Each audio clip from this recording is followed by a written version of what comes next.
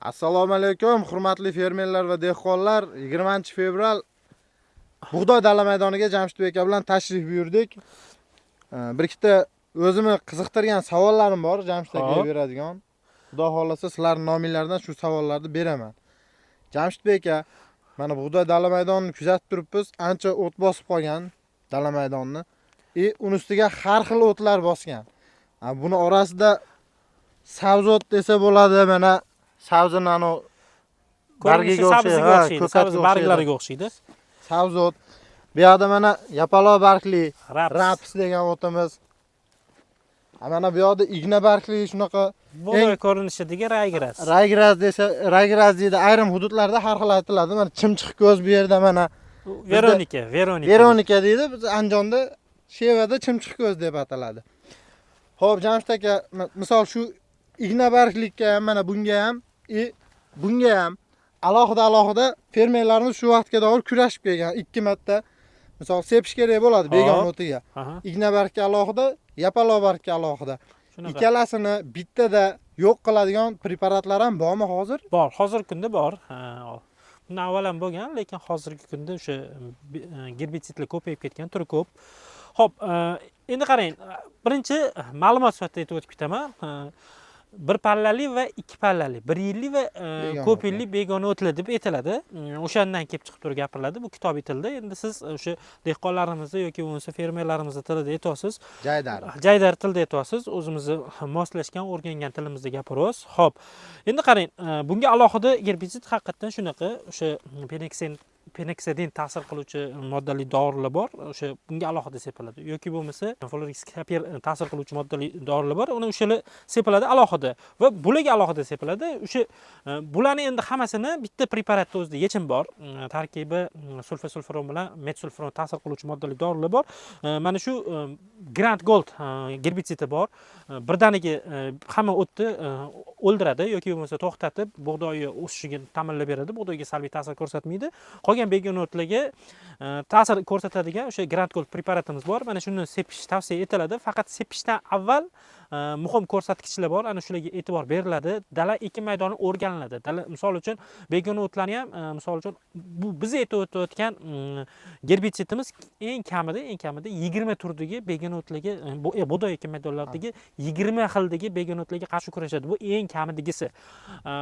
Undan tashqari o'sha o'rganiladi. Mana hozir misol uchun mana raygras chiqqan yoki bo'lmasa o'sha mana raps chiqqan. Yana ozginadan keyin bir xil joylarda suli zarar begona o'ti bor. O'sha begona o't sekin astalik bilan bug'doydan keyin chiqadigan, bahorda chiqadigan begona o'tlarning turiga kiradi. Ana o'shalar chiqishi mumkin. Hozirgi kunda dala ekin maydonlari o'rganiladi. Gerbitsidlar bilan kurash boshlayotganda, begona o'tlar bilan kurash boshlayotganda, gerbitsid qo'llanayotganda dala ekin maydonlari o'rganiladi. O'rganilgandan keyin begona o'tlar sonidan, turidan kelib chiqib turib, gerbitsidlar qo'llaniladi. Ana endi shunaqa begona o'tlar borki, bug'doylarimiz o'sha tizzaga yetgan holatda yoki bo'lmasa aytaylik tuplanishdan nachalashga o'tib ketgan paytda chiqib keyin o'sib rivojlanadigan begona o'tlarning turi bor. Ana o'shalarga ta'sir qilmasligi mumkin, chunki u hali unib chiqmagan. Lekin unib chiqqandan keyin sepsa, o'shanda ta'sir qilishi mumkin. Bu bitta ko'rsatkich, bitta ma'lumot sifatida aytib o'tamiz. Xo'p, hozirgi mana shu ekin maydonida bor begona o'tni hammasini o'ldirib, yo'qotib, tozalab beradigan Grand Gold preparati bor. Xo'p, ana o'shani tavsiya qilamiz. Undan keyin o'sha aytaylik nachalash fazasiga, tizzalarimizga yetgandan keyin yana chiqadigan begona o'tlar bo'ladigan bo'lsa, ularga yana bitta qo'llab olish kerak bo'ladi. Jamshid aka, Grand Gold mahsuloti haqida ma'lumot berdingiz. Xo'p. Grand Gold qaysi davlatda ishlab chiqarilgan, rasxodi qancha bo'ladi uni? Shu tomonlarni ham fermerlarimizga qiziq bo'ladi, albatta bir aytib o'tib ketsangiz. Bu Xitoy davlatida ishlab chiqarilgan AgriGold Plus kompaniyasi, bu rasmiy distributor, olib kirib kelish huquqini olgan, olib kirib sotish huquqini olgan kompaniya. O'sha AgriGold Plus kompaniyasidan olish mumkin bemalol yoki bo'lmasa AgriGold Plus kompaniyasi birgalikda hamkorlikda ishlaydigan do'konlardan topish mumkin bu preparatni, shu gerbitsidimizni. Xo'p, norma rasxodga keladigan bo'lsak, sarf me'yori o'zini ko'rsatkichlarida, o'zini opisiyalarida, o'sha yozuvlarida ko'rsatilgan. aytilgan, 40 gramm deb aytilgan, lekin begona o't turiga qarab turib yoki bo'lmasa dala maydon holatiga qarab ekin maydonlarini begona o't bosishiga qarab turib 50 grammdan 100 grammgacha sepiladi. Ana o'sha sepilganda xudo xolasa yaxshi samara beradi. Eng avval birinchi sepishdan avval doim aytamiz, bu yil ob-havolar yoki bo'lmasa yog'ingarchiliklarni kuzatyapmiz. Undan tashqari yog'ingarchiliklarni kuzatishimizdan tashqari suvlarimiz, yog'ayotgan suvlarimizni, qorlarimizni past ko'rsatkichlarini o'lchab boryapmiz doimiy tarzda. Ostidan kelayotgan yer osti suvlaridan olinayotgan suvlar, dehqonchilik uchun foydalanadigan suvlar yoki bo'lmasa o'sha tog'lardan erib tushadigan o'sha daryolarimizdan yoki bo'lmasa ariqlardan oqib kelayotgan suvlarda past ko'rsatkichlar yuqorilab boryapti. Bunga shu dehqonlarimiz jiddiy e'tibor bersin. Sabab bor. Ishqoriyli bo'lib kelayotgan suvlarimiz o'sha etiklik fungitsidlarimizni yoki bo'lmasa insektisidlarimizni yoki bo'lmasa gerbitsidlarimizni tayyorlayotganimizda ularni ta'sir qiluvchi moddalarni parchalab yuboradi. Suv o'zida yo'q bo'lib qoladi. Sepishgandan keyin u dori ta'sir qilmasligi ehtimoli juda yuqori bo'ladi. Endi o'sha pH ko'rsatkichlarni neytralga keltirib olish kerak bo'ladi. Ishqoriyligiga o'sha neytral ko'rsatkichga keltirib olish kerak bo'ladi.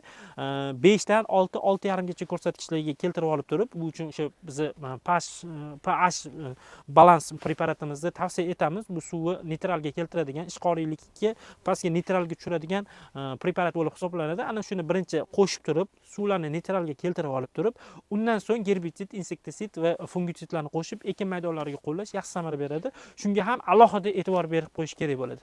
Jamshid aka, pH balans haqida ko'p ma'lumotlarni berib o'tyapsiz. Agar misol fermerlar yoki dehqonlar, bog'bonlar pH balansni ishlatayotgan suviga qo'shmasa nima bo'ladi? Xo'p, qarang, o'zi ziyoni bormi qandaydir qo'shmasa? O'zi preparatlar, aytaylik, kimyoviy preparatlar qaysi holatlarda suvi qanday holatlarda qo'llaniladi?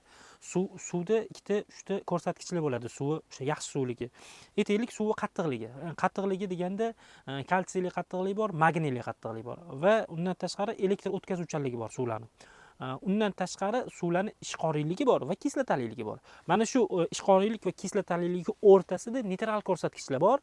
Bular dorilar ishlash uchun, o'sha fungitsidlar, kimyoviy preparatlar, ekin maydonlarida ishlatiladigan fungitsidlar, gerbitsidlar, insektisidlar, insektakarisidlar ishlatiladigan o'sha neytral ko'rsatkichlar bor. Neytral ko'rsatkichlar aytaylik qanaqa ko'rsatkichlar bo'ladi? Aytaylik 1 dan 12 gacha yoki 14 gacha ko'rsatkich bo'ladigan bo'lsa, bir ko'rsatkichi bu suv kislotaliligini bildiradigan bo'lsa, 14 ko'rsatkichi bu ishqoriyligini bildiradi. Ana endi mana shu neytral ko'rsatkichlar qanday bo'ladi deyiladigan bo'lsa, gerbitsidli ishlash uchun 5 ko'rsatkichdan 6-6,5 ko'rsatkichgacha bo'lganda bu neytral, gerbitsidlar uchun neytral bo'ladi. Shu bilan birgalikda suvi gerbitsidlarni ishlatayotganingizda suvi qattiqligiga e'tibor beriladi. Suv qattiqligi, misol uchun aytaylik 0 dan 200 gacha ko'rsatkich bo'ladi.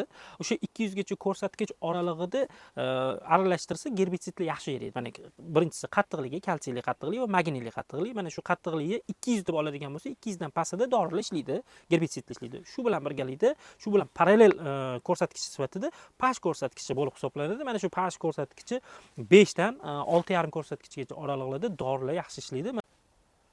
Shuning uchun o'sha suvlarning holatini tekshirib turib, undan keyin o'sha gerbitsid ishlatiladimi, fungitsid ishlatiladimi yoki bo'lmasa aytaylik insektisidlar ishlatiladimi, avval suvlarning holatini, o'sha ishqoriylik, kislotaliligini o'rganib turib, undan so'ng o'sha pH balans pH ko'rsatkichlarini aniqlab turib, pH balans qo'shib turib, agar yuqori bo'ladigan bo'lsa, ishqoriy suv bo'ladigan bo'lsa, pH balans qo'shib turib, undan keyin suvlarni neytralga keltirib gerbitsidlarni eritish yaxshi samarali bo'ladi. Bizani kuzatishda davom etinglar.